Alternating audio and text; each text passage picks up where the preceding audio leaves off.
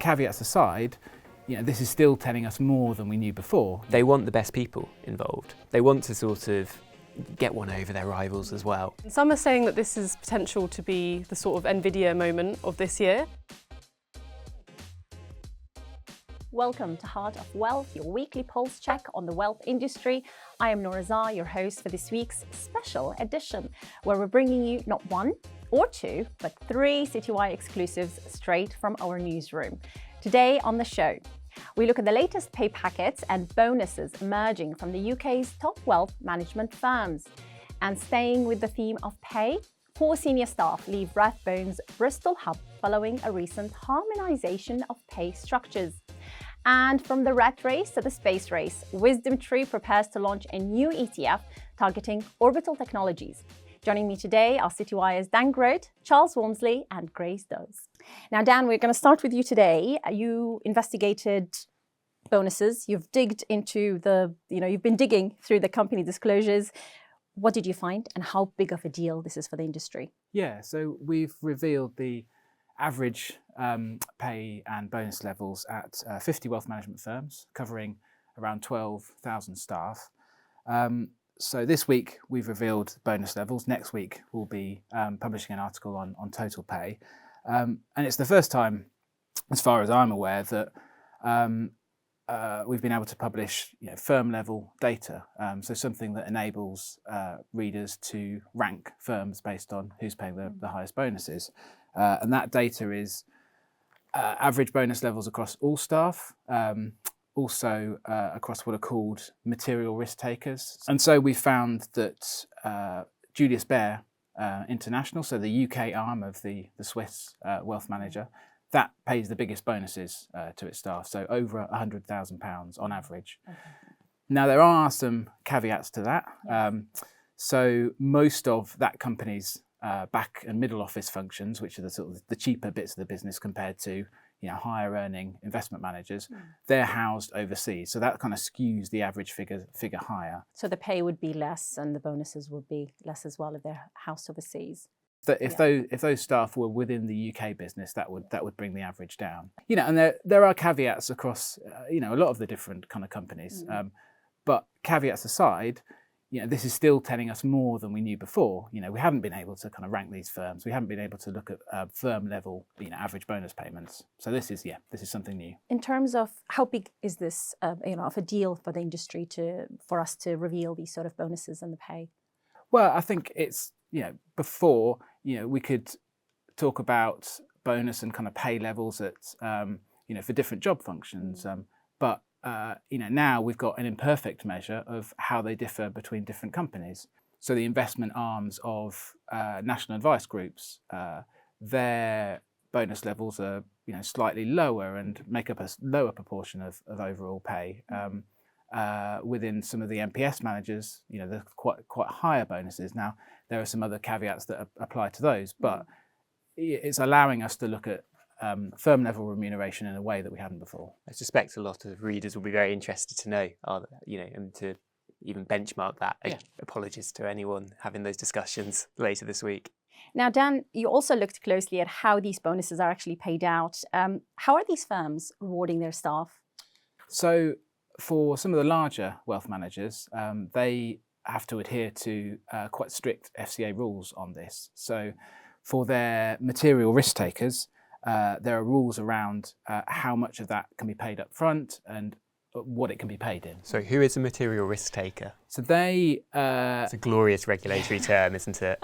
They can be department heads or they can be fund managers that are running a lot of money. They're basically someone whose behaviour has a big impact on that business's performance. Okay. So it encompasses senior management plus some others. Yeah. And they typically will be the highest earning cohort within the company. And so a material risk taker that earns bonuses or variable remuneration of 167,000, I don't know why it's that specific amount, or more, that represents more than a third of their overall pay, 40% of that needs to be deferred over 3 years or more, and that rises to 60% if the payout is £500,000 or more.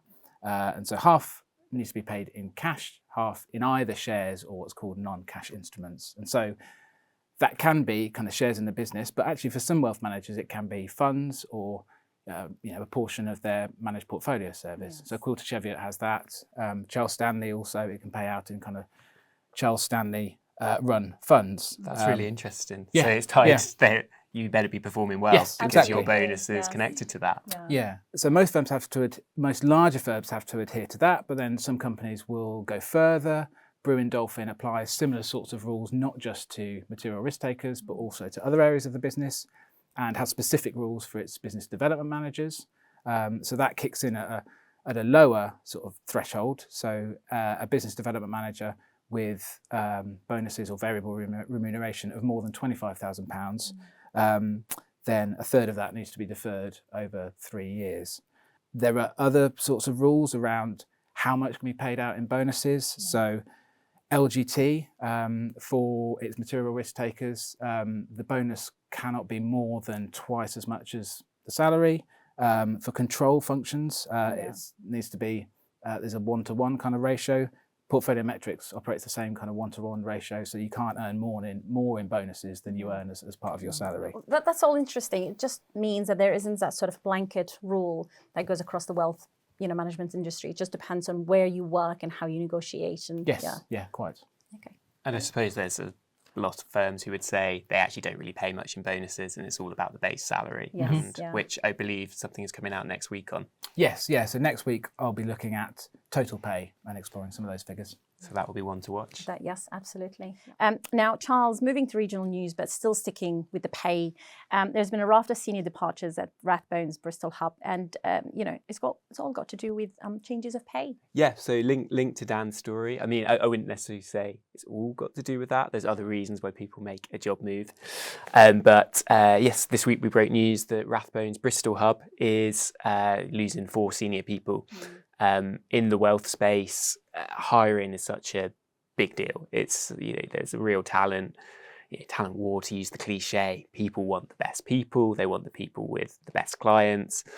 And Rathbones, it's been through a big merger with Investec in the last, I think it was 2023 the deal was announced. And obviously with any merger there are changes and they take a while to come. They've got a new CEO now. And we have heard for some time now there's been this, it's been referred to in their results, harmonisation of pay, which means changes in pay to some people. And that's always going to ruffle a few feathers.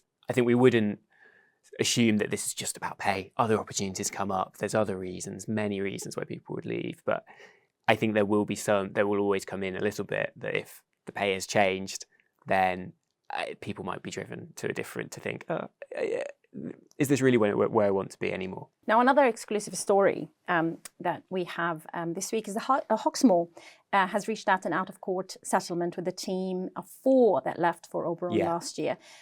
That means they've avoided a court case that was supposed to start, Yeah, and again, it's that same theme I'm talking about, this competition for talent.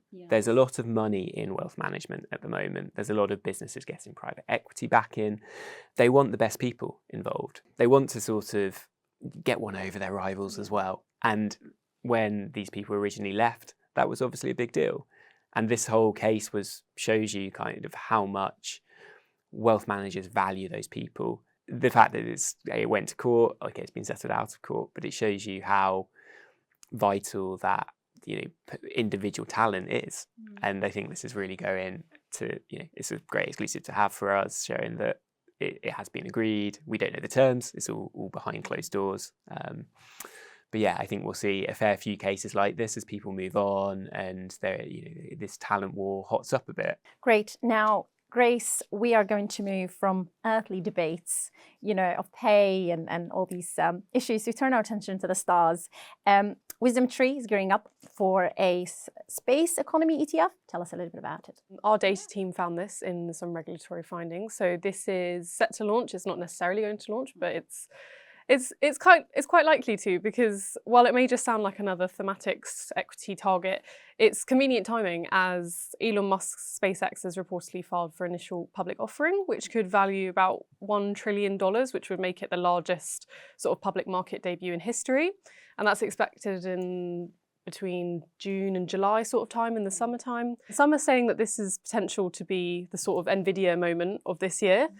And while this fund hasn't launched yet, and it may not for a couple of months, we kind of expect it to invest broadly in the sort of space economy sector. So that can involve anything from the research and development of aerospace aircrafts, or even a bit more unsettlingly, the exploration of space and alien life, which sounds a bit scary, but that's what the sort of encompasses in space economy. So this has been very hyped up by a lot of investors and is looking to be the sort of lots of companies we expect will be vying for that sort of public offering. Yeah, and WisdomTree is not the only one. What are you hearing? I'm sure there are other providers out there. No, so there are already some existing strategies. So there are strategies from VanEck and ARC, which hold companies like the manufacturer Rocket Lab and the Earth imaging company called Planet Labs. But we do know that iShares is also looking to launch a space technologies ETF. So this is BlackRock's ETF arm, and they're also kind of looking to enter that sort of space race. So we'll see what sort of holdings are included after that IPO comes out. Very interesting, because I think space is the big theme at the moment because of SpaceX, which everyone wants a piece of. You know, I even bought a little bit of Scottish Mortgage in my pension because they have shares in the unlisted company, and so that was a way of. I think some people are thinking about it, not a lot, just a small bit, but. I think I was looking the other day, and there are only on our database 3 space funds currently available in the UK, and I think 2 ETFs and 1 actively managed fund. So the fact that I'm not surprised that more people are trying to launch them. Yeah, and it's not just SpaceX as well. There's also rumours that Jeff Bezos' company Blue Origin might also potentially enter the public market this year. But that's, that's the rumour mill, so we'll see. But these 2 companies, I think, are the biggest rivals, and so I think people are kind of setting up to potentially invest in them. No, it's all interesting space. Now that's all the time we have today. A huge thank you to the production team and my guests, Dan Grote, Charles Walmsley and Grace Does. Head over to citywire.com for the full breakdown of these stories and more. We'll see you next week.